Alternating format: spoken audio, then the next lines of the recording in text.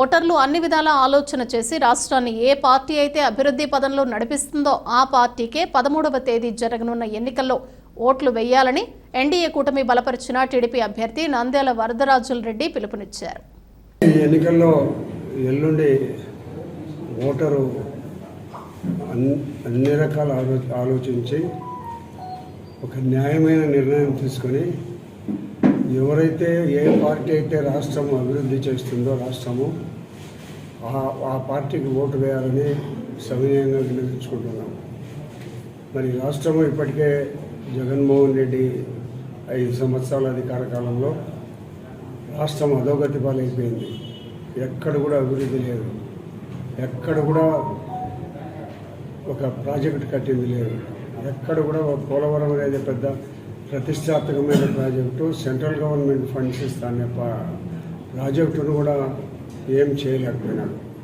ఈ ఆంధ్ర రాష్ట్రంలో రైతులందరికీ కూడా ఈ ప్రభుత్వం వల్ల పూర్తి నష్టపోతూ ఉంది. వ్యవసాయ రంగం అంతా కూడా ఈ ప్రాంతము స్టీల్ ఫ్యాక్టరీ పెడతామన్నారు, ఏం లేదు.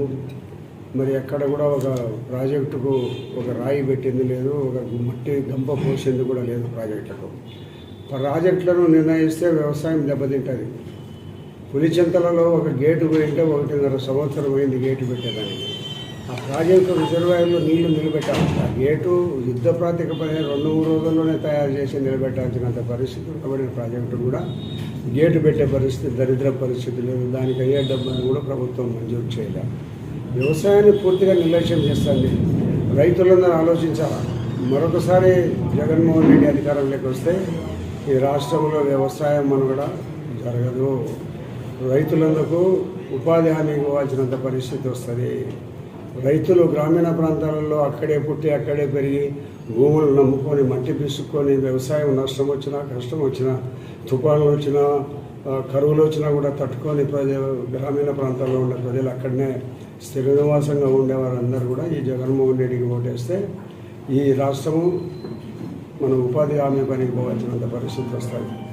ఉపాధి హామీ పథకమైన సెంట్రల్ గవర్నమెంట్ స్కీమ్ అది, దాంట్లోనైనా కావాల్సినంత మందికి పని దొరకడం లే. మరి ఈ మాదిరిగా ఇంత దుర్భర పరిస్థితుల్లో ఉండబడిన వ్యవసాయాన్ని నిర్లక్ష్యం చేసి గ్రామీణ ప్రాంతాలను పూర్తిగా గాలి వదిలేసి కేవలము నవరత్నాలు నమ్ముకొని ఆయన పరిపాలన సాగింది. ఈయన పరిపాలనలో రాష్ట్రము ఎంత తీవ్రంగా నష్టపోయింది అనేది ప్రజలకందరికీ తెలుసు. ఇంకా ఈ రాష్ట్రం అధోగతి పాలు చేయాలా, నాకు ఒకసారి మళ్ళీ ఓటేయమని అడుగుతున్నాడు. ఏ ముఖం పెట్టుకొని అడుగుతాడు? లిక్కర్లో లక్షల కోట్ల రూపాయలు సంపాదిస్తున్నారు. లిక్కర్ తయారీ నుంచి అమ్మకం దాకా వాళ్ళ కంపెనీలు. పైగా నాసిరకం లిక్కర్ తయారు చేస్తున్నారు. మందు తాగే వాళ్ళందరూ తాగిన వెంటనే ఏదో కడుపులో ఒక బాధ వస్తుంది, ఈ బాధ వల్ల మన ఆరోగ్యము దెబ్బతింటుందని వాళ్ళే చెప్తూ అయినా కూడా దాన్ని వ్యసన పరులు దాన్ని తాగలేని పరిస్థితుల్లో తాగుతూ ఉండబడినప్పటికీ అంటే ప్రజల ప్రాణాల మీద డబ్బులు సంపాదిస్తున్నారు. ప్రజలు తాగితే ఆరోగ్యం దెబ్బతింటుందని వాళ్ళు తెలిసినా కూడా అటువంటి నాసిరకం లిక్కర్ను తయారు చేసి ప్రజలకు ఇస్తున్నారు. ఈ రాష్ట్రం అంతా కూడా ఇసుక ఒక్కటేనే అన్ని దోపిడీలు లేదు. గత ప్రభుత్వం ఇసుక రైతులకు ప్రజలకందరికీ ఉచితంగా ఇచ్చింది. 2014 నుంచి 2019 వరకు ఉచితం ఇసుక. అప్పుడేమో అందరూ బాగా సంతోషంగా భవన కార్మికులు కానీ ఇల్లు కట్టుకునే వాళ్ళు కానీ హౌసింగ్ కట్టుకునే వాళ్ళు కానీ ఎలాంటి ఇబ్బంది లేదు. హౌసింగ్ జగన్మోహన్ రెడ్డి 2019 నుంచి ఇసుకను కంట్రోల్ పెట్టినాడు. కంట్రోల్ పెట్టిన అమ్మకం అంతా ఏ ప్రాంతంలో ఉండబడినా వాళ్ళ ఎమ్మెల్యేలకు వాళ్ళ ఎంపీలకే కట్టబెట్టడం జరిగింది. వాళ్ళదే పెత్తనం. వాళ్ళందరూ మన పొద్దుటూరులో ఏం జరిగింది, ఒంటెద్దు బండ్లు ఇసుక తోలుకుంటా ఉంటే కూడా సహించకుండా పోలీసు స్టేషన్లకు తీసుకొని పోయి వాళ్ళని బండిని ఎద్దున అక్కడనే ఉంచి వాళ్ళకు బాగా తన్ని భయం పెట్టి ఇసుక బండ్లు తోలొద్దని చెప్పినారు. 2 ఎద్దుల బండ్లను కూడా అదే పరిస్థితి, ఒంటెద్దు బండ్లను అదే పరిస్థితి. ఈయన సొంత ట్రాక్టర్లే తోలాలి, బంగారెడ్డి ట్రాక్టర్లే తోలాలి, బంగారెడ్డికే డబ్బులు రావాలా. మరి గతంలో 2014 నుంచి 2019 వరకు ఇసుకను ఉచితంగా పెట్టినవి. అప్పుడు ఏంటి ఇబ్బంది లేదు. ఇప్పుడు నువ్వు ఎందుకు కంట్రోల్ పెట్టాల్సి వచ్చింది? ఇసుక నీ ఎమ్మెల్యేల సంపాదన కోసం, నీ సంపాదన కోసం. ఈ మాదిరిగా రాష్ట్రంలో ఎక్కడ చూసినా కూడా విచ్చలవిడిగా లక్షల కోట్ల రూపాయల ఎమ్మెల్యేలు సంపాదించినారు. కాబట్టి ఈ ప్రభుత్వం మళ్ళా నువ్వు ఒకసారి రావాలంటాడో మా పరిస్థితి ఏమనేది ప్రజలు ఆలోచించండి. ల్యాండ్ టైటిల్ చట్టం ఒకటి తెచ్చినారు. ల్యాండ్ టైటిల్ చట్టం కింద భూమి ఎవరైనా ఒక 20-30 ఏళ్ళ నుంచి 100 సంవత్సరాల నుంచి ఉండబడిన భూమి మీద ఒక వ్యక్తి ఏదైనా ఒక అగ్రిమెంట్ లాగా తయారు చేసుకొని ఆ భూమి నాది ఫలానా వ్యక్తి చేసుకుంటున్నాడు, ఆయన నుంచి నాకు భూమి ఇప్పించాలని తహసీల్దార్ అప్లికేషన్ పెడితే ఆ భూమి మీద తహసీల్దార్ విచారణ చేస్తాడు. తహసీల్దార్ విచారణ చేసేటప్పుడు ఎట్లుంటుంది, ఏ ప్రభుత్వం అధికారంలో ఉంటుందో ఆ ప్రభుత్వం మాట అధికారులు వింటారు.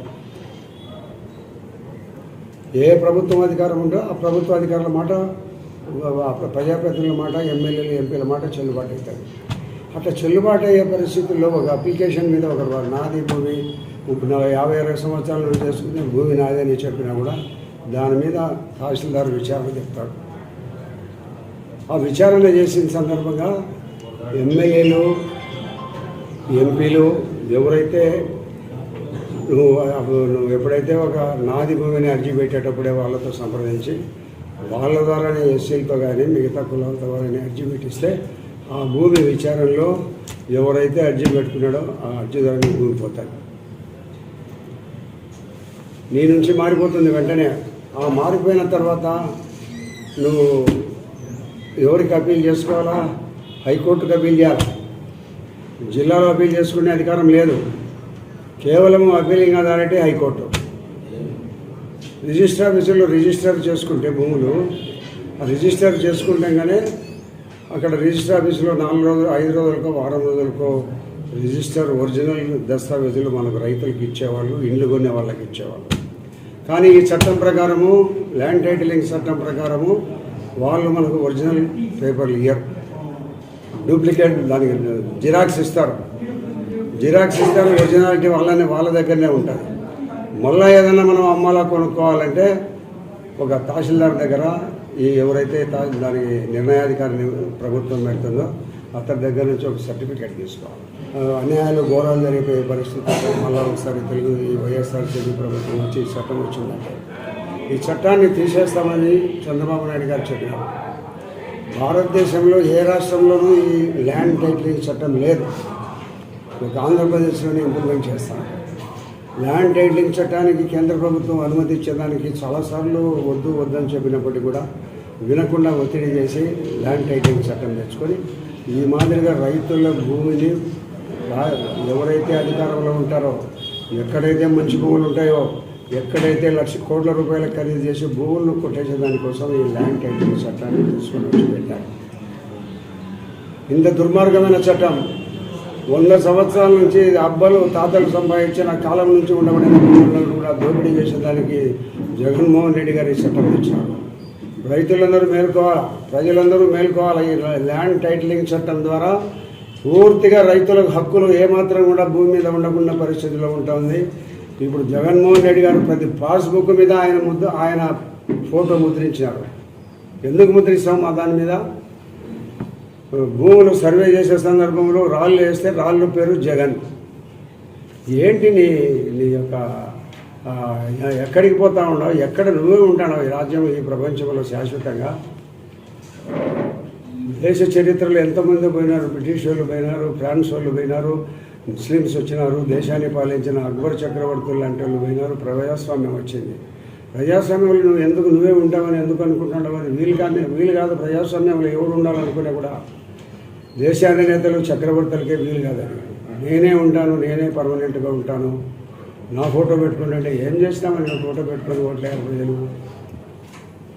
ఇంత దుర్మార్గమైన చర్యలకు పాల్పడే ప్రభుత్వాన్ని ల్యాండ్ టైటిలింగ్ చట్టము, నేను చెప్తాను రైతులకు అందరికీ ప్రతి ఎకరా భూమి ఉండబడిన రైతులందరికీ కూడా ఈ వైఎస్ఆర్సీపీ పార్టీకి ఓట్లేస్తే మన భూములు మన పిల్లలకి ఇచ్చే పరిస్థితి మనకు ఉండదు.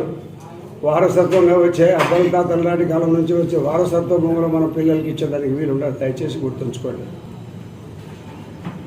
ఇంత దుర్మార్గమైన చట్టం ఎక్కడ ఏ రాష్ట్రంలో లేదు. ఒక ఆంధ్రప్రదేశ్లోనే చట్టం తీసుకొని వచ్చినారు.